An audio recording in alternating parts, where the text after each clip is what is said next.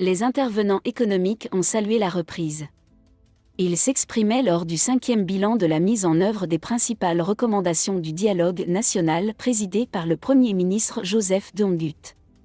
Désolé de vous interrompre, ce rapport peut contenir des commentaires soumis au choix de l'auteur. S'il vous plaît, si vous êtes nouveau sur cette chaîne, veuillez vous abonner et activer la cloche de notification. De cette façon, vous serez averti lorsque nous publierons de nouveaux rapports sur cette même chaîne. Merci. Les acteurs économiques du Nord-Ouest et du Sud-Ouest ont salué les progrès accomplis dans la redynamisation des unités administratives depuis le Grand Dialogue national. Ce bilan positif a été rendu le vendredi 11 août. Cela a eu lieu lors de la 5e réunion du comité de suivi de la mise en œuvre des recommandations des principaux dialogues nationaux. Premier ministre et chef du gouvernement Dr. Joseph Dion-Gut a présidé la réunion à Buea. La réunion a réuni des intervenants des 2 régions anglophones.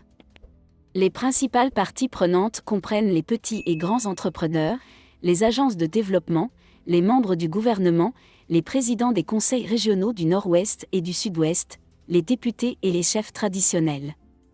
Le Premier ministre appelle à de nouveaux engagements pendant ce temps. Le Premier ministre et chef du gouvernement Dr. Joseph Dion-Gut, qui a animé les discussions, sur un nouvel engagement à assurer la pleine mise en œuvre des recommandations du Grand Dialogue national. Il a déclaré que le chef de l'État, le président Paul Biya, est déterminé à apporter le meilleur au peuple camerounais, en particulier à ceux qui vivent dans les 2 régions anglophones. Il a déclaré que chacun doit travailler pour soutenir l'élan dans l'esprit du Grand Dialogue national et poursuivre la véritable détermination de nos dirigeants nationaux, pour garantir que les populations des zones touchées vivent en paix et jouissent d'une survie décente. De belles réalisations, mais il reste encore beaucoup à faire. Le Premier ministre, chef du gouvernement, a salué les résultats obtenus, mais a souligné qu'il reste encore beaucoup à faire. En fin de compte, beaucoup d'eau est passée sous les ponts et l'économie se redresse. Mais il reste encore beaucoup à faire, a déclaré Dion-Gut aux journalistes. Sur les nouvelles propositions qui ont été faites lors de la réunion de Buea, le Premier ministre a indiqué que ces propositions seront transmises au chef de l'État afin qu'il puisse agir en conséquence au profit des populations du Nord-Ouest et du Sud-Ouest. Il y avait une promesse de poursuivre le dialogue. Une culture du dialogue. Le Premier ministre a insisté sur le fait que le président Paul Biya est attaché au dialogue comme la meilleure option pour la paix et le redressement du Nord-Ouest et le Sud-Ouest. Les autorités se réfèrent à 2 autres décrets d'habilitation et le président Paul Biya en particulier s'est engagé à promouvoir de mise en œuvre de certains pouvoirs délégués aux assemblées et conseils régionaux. Ils ont également mentionné la mise en place de programmes de développement des compétences, de formation professionnelle et de déradicalisation dans divers centres de désarmement. Le président du Conseil des territoires du Nord-Ouest croit que les choses s'améliorent. S'adressant aux médias après les discussions, le président du Conseil régional du Nord-Ouest, le professeur Fobuzi Anguafo III, a déclaré que la situation s'améliorait. D'après notre expérience, nous pouvons dire que d'après ce que nous savons des problèmes sur le terrain, la situation s'améliore réellement, a déclaré le professeur Anguafo III en souhaitant la bienvenue à toutes les parties prenantes à la réunion. Il a également qualifié la réunion d'occasion d'apprendre des autres parties prenantes sur la meilleure façon de travailler pour rétablir la paix et la reprise économique. Nous avons appris certaines des meilleures pratiques dans le Sud-Ouest et une excellente introduction aux femmes de la société civile. Il est intéressant qu'elle ait sondé la communauté avant de venir ici, et les résultats de ces enquêtes aideront à guider nos actions dans la communauté. Président du Conseil des territoires du Nord-Ouest. Les plans d'EE Pamola ont trouvé un moyen de revenir à la victoire. Le PDG de Pamol, Solomon Tap Mill, a déclaré aux journalistes en marge de la réunion que l'agriculture avait parcouru un long chemin depuis le plus important dialogue national de 2019. La production de Pamol est déjà proche des niveaux d'avant la crise, a-t-il déclaré. Pamol fait de grands progrès par rapport à ce qu'il était en 2019. 2019 a été une année noire pour la plupart des acteurs économiques du Nord-Ouest et du Sud-Ouest. Mais aujourd'hui, nous voyons des signes clairs de progrès, chaque année meilleure que la précédente. Si nous comparons le passé et le présent, nous nous sommes améliorés de 25%. Si cette tendance se poursuit, nous nous rapprocherons bientôt des niveaux d'avant la crise. Plus de soutien de la part du gouvernement est nécessaire, a-t-il dit. TAP 1000 a exhorté le gouvernement à soutenir davantage la PAMOL pour la sortir des ennuis. Je tiens à remercier le gouvernement pour tout ce qu'il a fait jusqu'à présent. Le gouvernement a pris en charge une grande partie de notre dette, mais nous manquons toujours de financement. Nous devons encore aller voir le gouvernement pour voir comment ils peuvent nous apporter plus de soutien pour que nous puissions retourner vers les retraités, explique le patron de la PAMOL. L'avenir est prometteur pour le CTC, mais le directeur général de la Cameroun Development Corporation, CTC, Franklin Goniengier, s'est dit optimiste quant à l'avenir. Il s'est félicité de la volonté de renforcer le redressement socio-économique des entreprises agro-industrielles telles que la CDC. Goniengier a appelé à la formation d'unités militaires spéciales dans diverses parties de la plantation pour protéger les travailleurs et assurer la relance du CTC.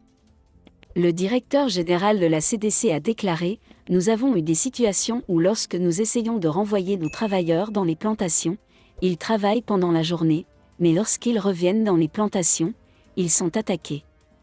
Upton la nuit. La mise en place d'unités de sécurité dans la plantation améliorera la sécurité et donnera aux travailleurs plus de temps pour travailler, a déclaré le directeur du CTC.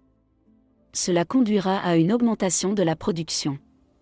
Le directeur général a ajouté que la CDC est sur la voie de la reprise, les revenus annuels des ventes de produits passant de 3,3 milliards de francs CFA en 2019 à 8,3 milliards de francs CFA en 2021 et à 15,3 milliards de francs CFA en 2022. GM a déclaré que le CTC ne pouvait toujours pas accepter sa responsabilité. Il a cité l'énorme masse salariale de l'entreprise d'environ 16 milliards de francs. Goniengier a déclaré que la CDC doit avoir un chiffre d'affaires de 30 milliards de francs CFA par an pour payer son personnel.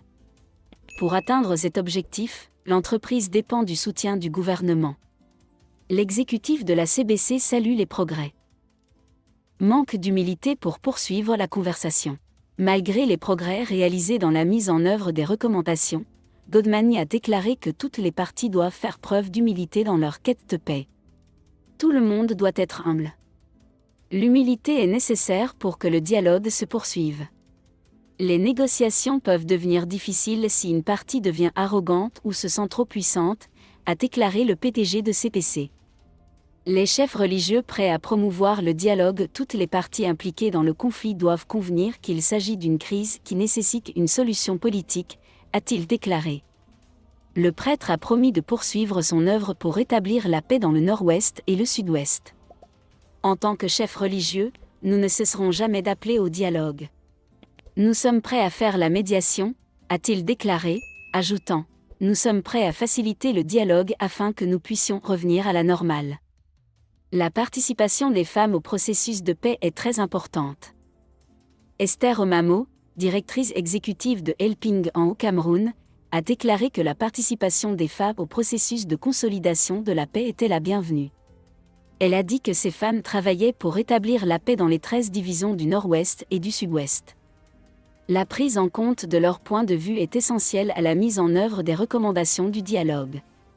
Un front uni est nécessaire pour combler le fossé entre nous. Omamu, comme d'autres participants, a déclaré que beaucoup avait été accompli, mais qu'un front uni était nécessaire pour combler le fossé qui existe encore. Tout le monde fait partie du conflit. Nous devons donc mettre notre bonne volonté sur la table, a-t-elle dit, ajoutant que nous devrions essayer de voir comment les besoins et les intérêts des gens peuvent être satisfaits au niveau local.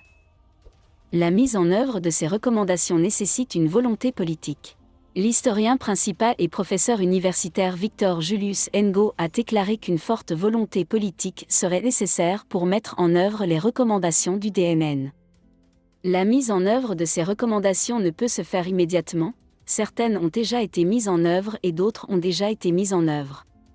Certaines des recommandations ont déjà été mises en œuvre et d'autres sont en cours de mise en œuvre, a déclaré le professeur Wu, ajoutant la mise en œuvre d'autres recommandations n'apportera pas de résultats immédiats, comme la création d'un département anglais à l'ENAM.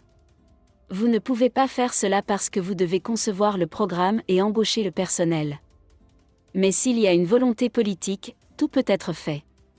Les séparatistes changent de position. Le professeur Wu a déclaré que même si toutes les recommandations du dialogue étaient mises en œuvre, certains séparatistes continueront de changer de position.